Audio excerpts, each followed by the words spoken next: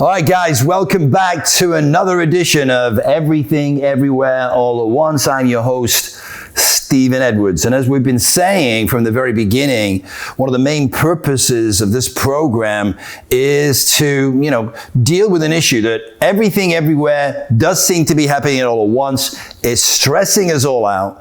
And so how do we find certainty and meaning in all the chaos and mayhem, right? And so that's one of our focuses here.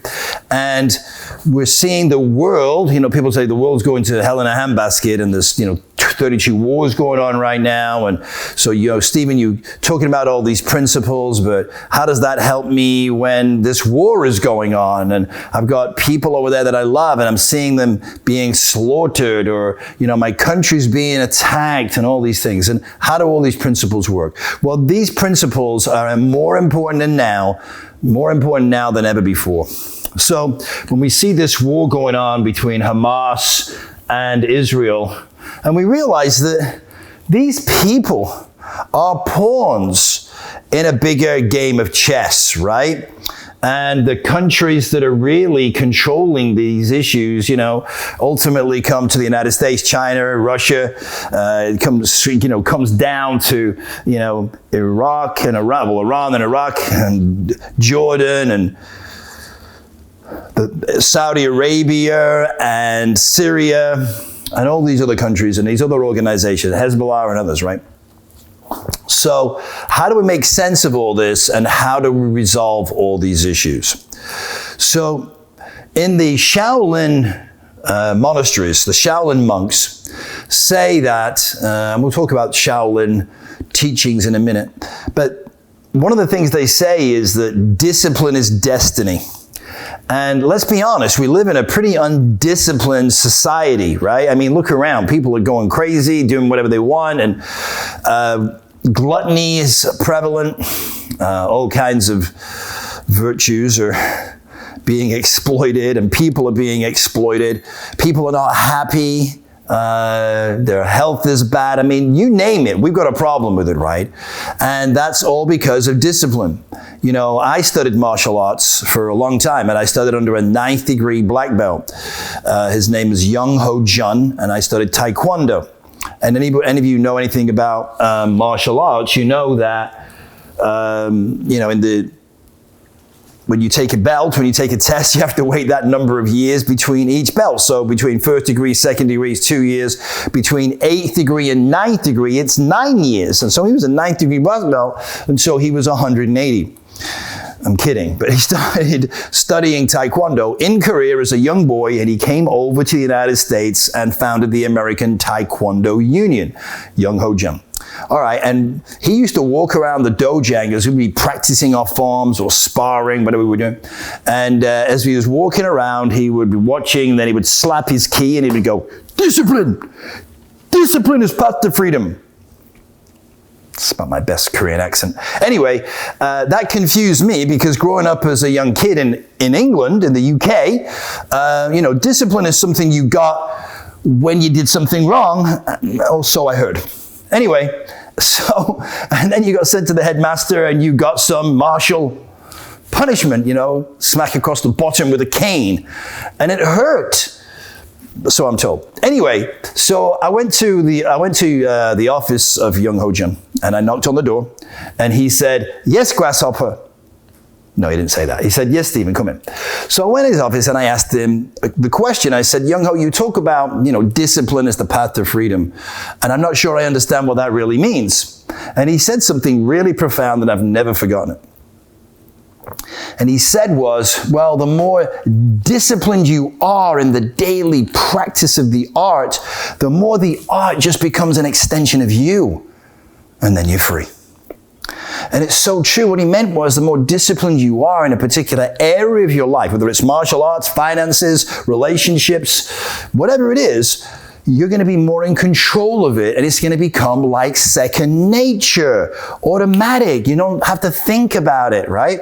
And so I realized that discipline really is the path to freedom, and we've got to get back to being more disciplined, right? Discipline is the path to freedom. So the Shaolin monks have a blend of Buddhism and Taoism that they follow. Buddhism provides the ethical framework of the Shaolin monasteries, the Shaolin teachings, and it emphasizes compassion, which we know Buddha talks about compassion, right? And that all suffering is a result of resistance to what is, not accepting what is and not going with the flow. And we need to show compassion to both the victim and the villain. Not always easy, but he's also committed to non-violence, while Taoism influences Shaolin's belief in the interconnectedness of all things and the importance of living in harmony with nature. And these are all things we're talking about, right? We just didn't realize. But one of the things we haven't talked about is the discipline side.